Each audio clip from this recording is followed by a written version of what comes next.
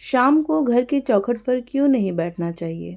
नमस्कार दोस्तों, क्या आपने कभी ध्यान दिया है, जब भी शाम होती है घर के बड़े लोग एक बात जरूर कहते हैं, बेटा चौखट पर मत बैठो, खासकर शाम के समय। लेकिन क्यों? क्या ये सिर्फ एक पुरानी मान्यता है या इसके पीछे कोई गहरा रहस्य छिपा है?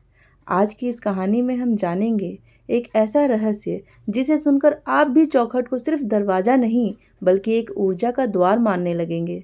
बहुत समय पहले एक छोटा सा गांव था, जहां एक बुजुर्ग साधु रहते थे, जिन्हें लोग बहुत ज्ञानवान मानते थे।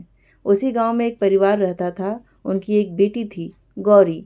गौरी की आदत थी कि जैसे ही शाम होती वो घर की चौखट पर बैठ जाती और बाहर देखते हुए समय बिताती। एक दिन साधु महाराज उस घर के पास से गुजर रहे थे।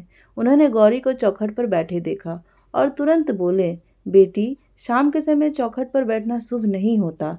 गौरी हंसते हुए बोली, महाराज, इसमें क्या बुराई है, मैं तो बस यूं ही बैठी हूँ।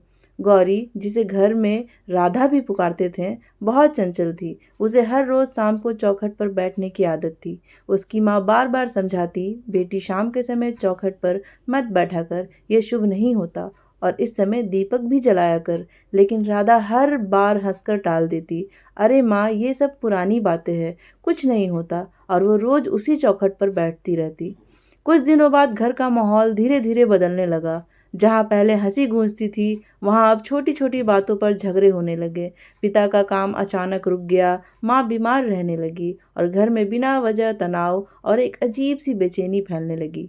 राधा को समझ नहीं आ रहा था कि अचानक ये सब क्यों हो रहा है। एक शाम जब राधा फिर से चौखट पर बैठी थी, तभी वहीं साधु महाराज वहां से गुजरे। उन्होंने राधा को देखा और इस बार उनकी आवाज़ थोड़ी गंभीर थी। बेटी, मैंने तुम्हें पहले भी रोका था। क्या तुम जानती हो, तुम जिस जगह बैठी हो वहीं से तुम्हारे घर की लक्ष्मी अंदर आती है। राधा चुप हो गई। साधु ने आगे कहा, जब तुम इस चौखट पर बैठती हो तो तुम सिर्फ रास्ता नहीं रोकती, तुम अपने घर की समृद्धि, अपनी खुशियाँ और माता लक्ष्मी के प्रवेश को भी रोक देती हो। और जब लक्ष्मी रुक जाती है तो दरिद्रता, दुख और कलेश अपने आप घर में प्रवेश करने लगते हैं। फिर साधु बोले, शास्त्रों में कहा गया है कि शाम के समय माता लक्ष्मी पृथ्वी पर भ्रमण करती हैं। वो घर घर जाकर देखती हैं कि कहाँ शांति है, कहाँ स्वच्छता है और कहाँ उनका स्वागत किया जा रहा है। लेकिन याद रखना, माता लक्ष्मी कभी भी ऐसे घर में प्रवेश नहीं करती जहाँ द्वार पर बाधा हो। राधा ने धीरे से पूछा, बाधा मतलब? साधु बोले, जब तुम चौखट पर बैठती हो तो तुम उस रास्ते को रोक देती हो जिससे लक्ष्मी जी घर में प्रवेश करती हैं।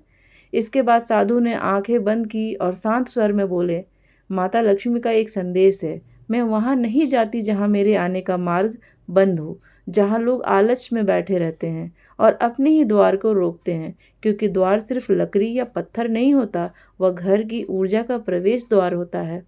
साधु ने आगे समझाया, शाम का समय बहुत संवेदनशील होता है। इस समय सकारात्मक और नकारात्मक दोनों ऊर्जा सक्रिय होती है। चौखट पर बैठने से तुम उस ऊर्जा के बीच में आ जाती हो, जिससे मन अशांत होता है और घर में नकारात्मकता बढ़ जाती है। राधा की आंखों में आंसू आ गए। उसे माँ की बीमारी, पिता की परेशानी और घर का बदला हुआ माहौल याद आने लगा। उसे एहसास हुआ कि शायद यह सब उसकी ही गलती की वजह से हो रहा है। उस दिन के बाद राधा ने कभी भी चौखट पर बैठना छोड़ दिया। अब हर शाम वो दरवाजे को साफ करती और वहाँ एक दीपक जलाती।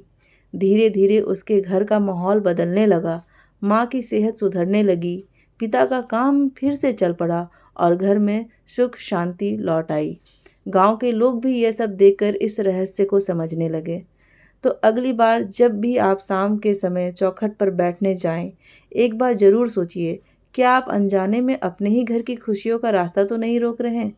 याद रखिए, चौखट सिर्फ एक दरवाज़ा नहीं बल्कि आपके घर की ऊर्जा का द्वार है, और शाम वो समय है जब माता लक्ष्मी आपके घर आने का निर्णय लेती है। अगर उस समय आपका द्वार साफ हो और वहाँ एक दीपक जल रहा हो, तो ये सिर्फ परंपरा नहीं बल्कि सुख, शांति और समृद्धि का निमंत्रण है। अगर आपको ये कहानी अच्छी लगी हो तो वीडियो को लाइक करें और कमेंट में ज़रूर लिखें, जय माता लक्ष्मी, ताकि माता लक्ष्मी की कृपा आपके ऊपर, घर के ऊपर बनी रहे। जय माता लक्ष्मी। जय माँ तुलसी।